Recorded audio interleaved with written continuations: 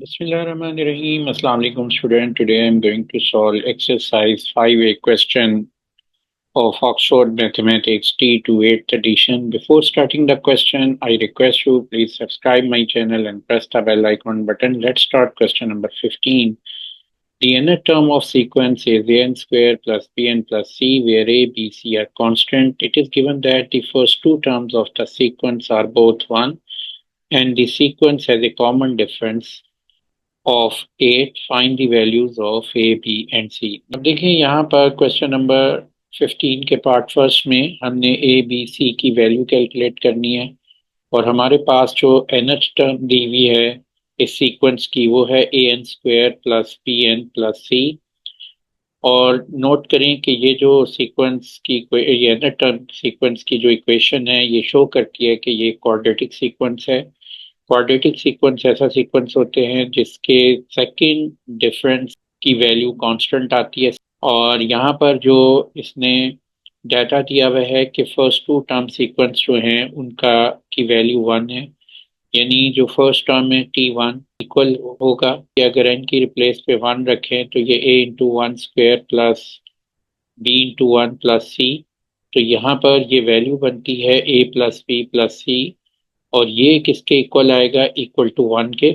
और इसी तरीके से वो कहता है जो सेकंड टर्म है वो भी 1 है, तो सेकंड टर्म जो इसके according A N square plus B N plus C की जो वैल्यू बनेगी वो क्या होगी, एन की रिप्लेस पे मैं 2 रख दूंगा। यहाँ पर देखें ये मैंने इस एन की रिप्लेस पे 2 रख लिया है, तो यहाँ पर ये A into two square plus B into two plus C. अब यहाँ पर ये जो ए T2 की जो वैल्यू बनेगी वो बनती है 4a plus two B plus C और ये भी किसके इक्वल आ रही है, 1 के इक्वल है। तो यहाँ हम लिख लेते हैं 4a plus two B plus C equal to 1। और थर्ड सेकंड डिफरेंस दिया हुआ है 8 और जनरल टर्म के अकॉर्डिंग सेकंड डिफरेंस इक्वल होता है 2a के, तो यहाँ हम लिखेंगे second difference equal to 2a और यहाँ 2a की वैल्यू को इक्वलाइज कर देंगे 8 के इक्वल। अब आप नोट करो कि यहाँ T1 T2 और 2a इक्वल टू 8 से हमारे पास 3 क्वेश्चंस बन गई हैं। अब हम इनको साइमल्टेनियसली सॉल्व करेंगे और उससे ए बी सी की वैल्यू कैलकुलेट हो जाएंगी। तो यहाँ ए की क्या वैल्यू आ रही है, 8/2 equal to A equal to 4 आ गया। अब आपने ए की वैल्यू कैलकुलेट कर लिया और वो है ए इक्वल टू 4। अब यहाँ पर दो इक्वेशन आ गई हैं, पहली है A plus B plus C equal to 1 और दूसरी इक्वेशन है 4a plus two B plus C equal to 1। पहले अब वैल्यू इनको साइमल्टेनियसली सॉल्व करने के लिए हम क्या करेंगे, फर्स्टली सी को हम एलिमिनेट कर देंगे। तो फर्स्ट और सेकंड इक्वेशन को सब्ट्रैक्ट कर लें तो इक्वेशन 2 माइनस इक्वेशन 1, तो देखें ये a माइनस 4a ये माइनस 3a हो जाएगा और इसी तरह इस p माइनस 2b ये माइनस b वैल्यू आ जाएगी, माइनस प्लस सी सी कैंसिल हो जाएगा इक्वल टू 0। तो अब यहाँ पर नोट करें कि ये वैल्यू बन रही है minus minus 3a equal to B. तो b की वैल्यू आप कैलकुलेट कर सकते हैं, a की वैल्यू इसमें सब्सटीट्यूट कर दें b, तो यहाँ पर -3 × 4, तो b इक्वल टू -12 हमारे पास वैल्यू आ गई है। अब आप इसको इक्वेशन 1 या 2 में ए और बी की जो वैल्यूज हैं वो हम रख देते हैं। तो ये हमारे पास ए की वैल्यू है 4, बी की वैल्यू है -12, तो हम यहाँ लिख लेते हैं कि A plus B plus C equal to 1 and substitute the value of A B, substitute value of A B, तो ये आंसर आ जाएगा। ए की रिप्लेस पे हम 4 रख देंगे, बी की रिप्लेस पे -12 और सी हम एज इट इज लिख लेंगे। तो ये वैल्यू आ रही है -8 प्लस सी इक्वल टू 1 और ये सी इक्वल हो गया -1 प्लस 8, तो ये सी की वैल्यू है 9। तो यहाँ तीनों वैल्यूज ए बी सी जो है ये हमने कैलकुलेट करनी थी, आ गई हैं। नेक्स्ट पार्ट सेकंड है and write down the next three terms of the sequence.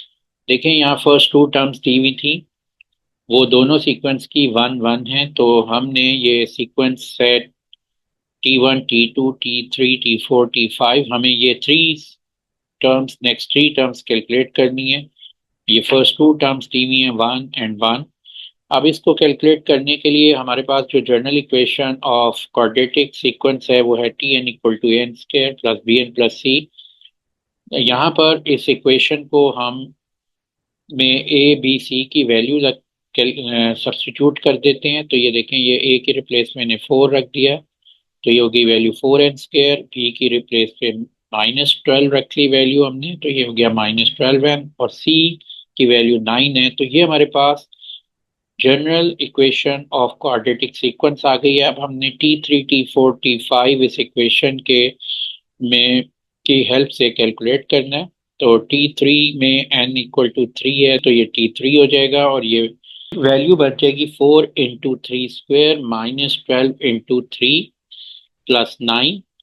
और इसको हम कैलकुलेट कर लेते हैं, तो ये वैल्यू आती है 4 × 3² होता है 36, -36 प्लस 9, ये वैल्यू आ गई है 9। इसी तरह हमने टी फोर जो है n इक्वल टू 4 है यहाँ पर, और इसमें T4 में वैल्यू बनेगी 4 × 4² -12 × 4 प्लस 9।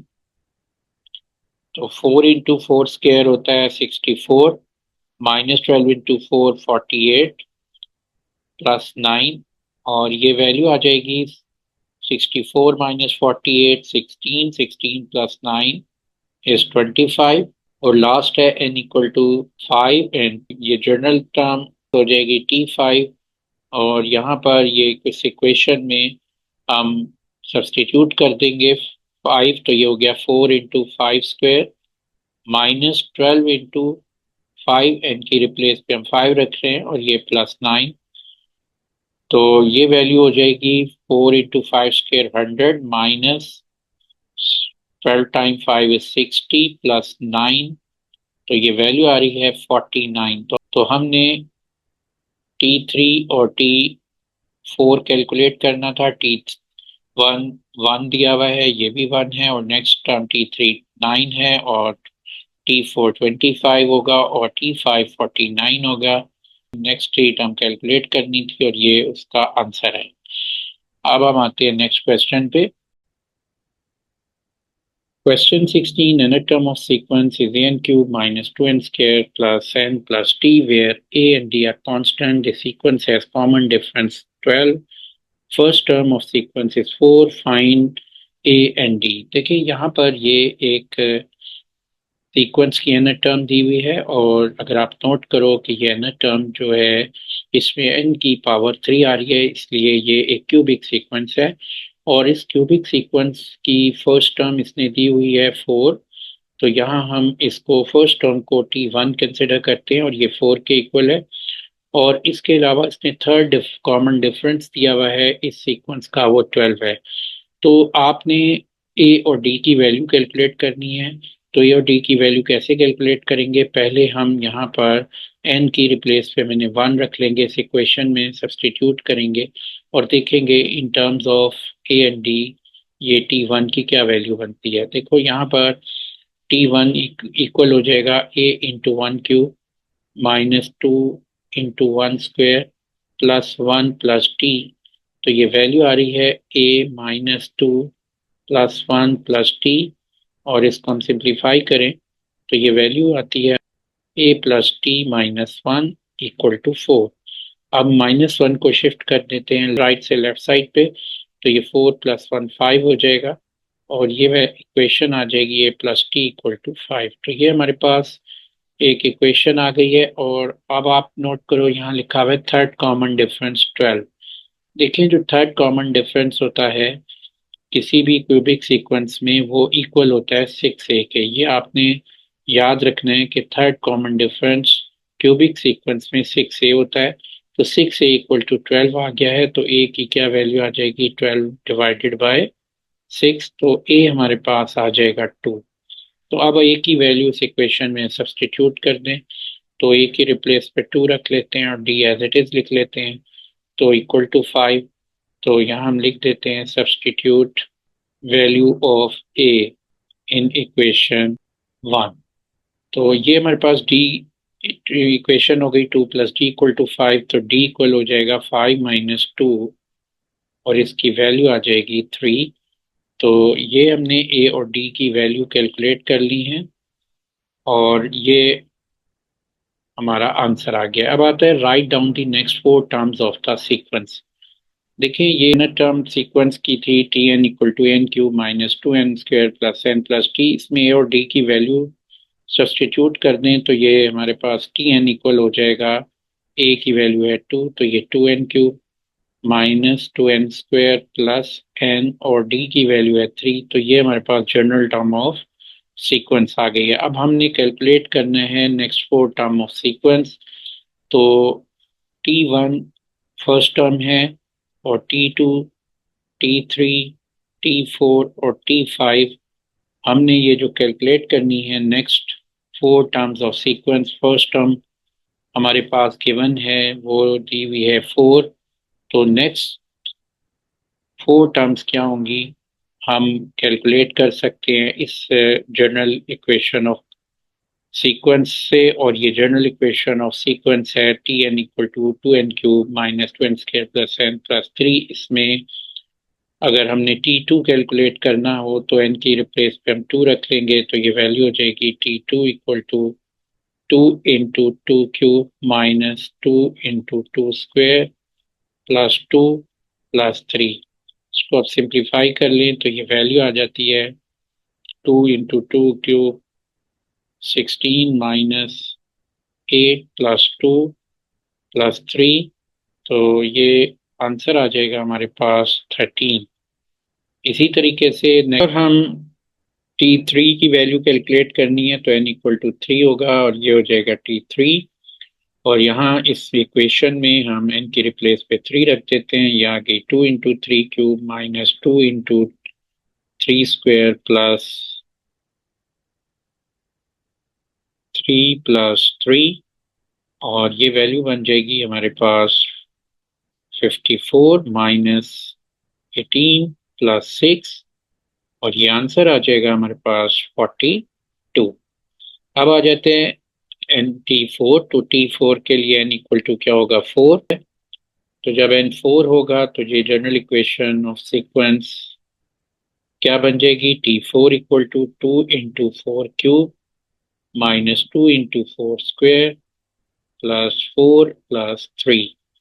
तो इसको सिंप्लीफाई कर लेते हैं तो ये वैल्यू आ रही है हमारे पास 128 माइनस 2 इंटू 4² is 32 प्लस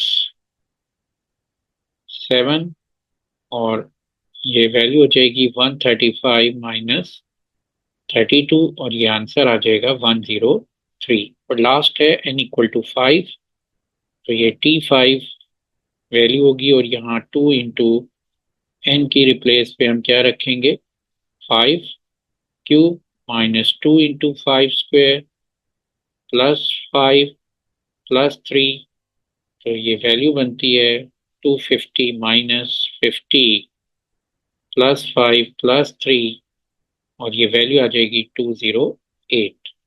तो हमारे पास फर्स्ट एक सीक्वेंस वैल्यू थी T1, उसकी वैल्यू दी हुई है 4 और फिर T2 हमारे पास आ गया है 13, T3 वैल्यू देखें ये आ गई है 42, फिर T4 और T4 वैल्यू आ गई है हमारे पास 103 और लास्ट है T5 और ये वैल्यू हमारे पास आ रही है 208। तो ये 4 वैल्यूज आ गई हैं हमारी सीक्वेंस की। Part B, the first 5 term of another sequence are 0, 7, 38, 99, 204. By comparing the sequence with the part first A, write down in terms of n a formula for the nth term of the sequence. देखें यहाँ पर हमारे पास ये एक sequence दिया हुआ है 073899 and 204। इसको कंपेयर करना है हमने फर्स्ट सीक्वेंस से। तो फर्स्ट सीक्वेंस हमारे पास क्या था, 4, 13, 42, 103, 208, और इसकी जो nth टर्म थी 2n³ -2n² प्लस n+3। अब आपने इसको अगर कंपेयर करें तो जो इनका डिफरेंस है, नोट करें कि ये 0 - 4 करें, ये -4 का डिफरेंस आ रहा है, 9 - 13 -4 का डिफरेंस है, और इसी तरीके से ये -4, ये भी -4 और ये भी -4 का डिफरेंस आ रहा है। यहाँ नोट करें कि ये जो टर्म है 9, मैंने यहाँ 9 लिखी है, यहाँ 7 दी हुई है, ये बुक में रॉन्ग है, यहाँ 9 कर लें इसको, और इसके अकॉर्डिंग इसको क्वेश्चन को सॉल्व करना है। तो ये सब तमाम टर्म में जो डिफरेंस है वो -4 का है। इसी तरह गिवन सीक्वेंस की nth टर्म और फर्स्ट सीक्वेंस की nth टर्म के बिटवीन डिफरेंस भी -4 होगा। तो हम गिवन सीक्वेंस की nth टर्म को T-n और फर्स्ट सीक्वेंस को की nth टर्म को Tn लेते हैं, इनका डिफरेंस भी -4 आएगा। मैं लिख सकता हूँ T-n माइनस Tn, इसका डिफरेंस भी क्या आएगा, -4 आएगा। अब आपने nth टर्म कैलकुलेट करनी है, तो T-n यानी कैलकुलेट करना है, तो T-n minus Tn equal to -4 है यहाँ इसके अकॉर्डिंग। तो T-n इक्वल आ जाएगा -4 प्लस Tn। हम यहाँ पर Tn की वैल्यू सब्सटीट्यूट कर देते हैं, तो ये वैल्यू आ गई -4 plus 2n³ -2n² plus n+3। तो ये nth टर्म बन जाएगी हमारे न्यू सीक्वेंस की 2n³ -2n² plus n plus 3 -4 होता है -1। तो ये T-n सीक्वेंस की nth टर्म आ गई है, और ये हमने कैलकुलेट करनी थी nth term of the new sequence with the help of first sequence. तो ये हमारा अब इसका पार्ट सेकेंड है, find the 75th term of the sequence. तो 75th टर्म आपने लेनी है, तो n इक्वल टू 75 रख लें। तो ये आ जाएगा T-n equal to 2 × 75 whole cube -2 × 75² plus 75 -1। तो इसको हम कैलकुलेट कर लेते हैं, तो ये वैल्यू आ जाएगी 8,32,574। ये हमारी 75th टर्म आ गई है।